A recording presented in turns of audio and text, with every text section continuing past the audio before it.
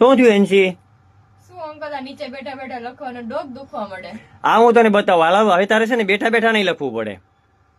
તમારા બાળકો નીચે બેસીને લખીને થાકી ગયા છે ને, તો એના માટે જો આ ફોલ્ડેબલ ટેબલ લઈ આવ્યો છું તમારા માટે, બરાબર. એમાં જો અહીંયા આ ટાઈપનું ખાનું આવશે અને પેન પેન્સિલ મૂકવા માટેનો આવશે, અને અહીંયા છે ને રબર ને આ તે વસ્તુ, અને ડ્રો કરતા હોય ને બાળકો ત્યારે પેલો પાણીનો ગ્લાસ કે વસ્તુ મૂકવા માટેની વસ્તુ છે ને. પ્રાઇસ ખાલી છે ને 250 રૂપિયા 250 રૂપિયામાં આપી દેવાનું છે.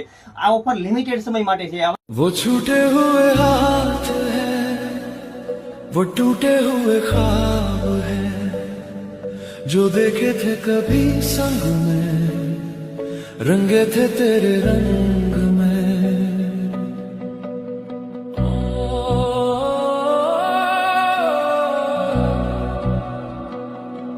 वो तेरी नजरों का सुकून, वो मेरा पागलपन जुनून, अब बस धुंधली सी एक लकीर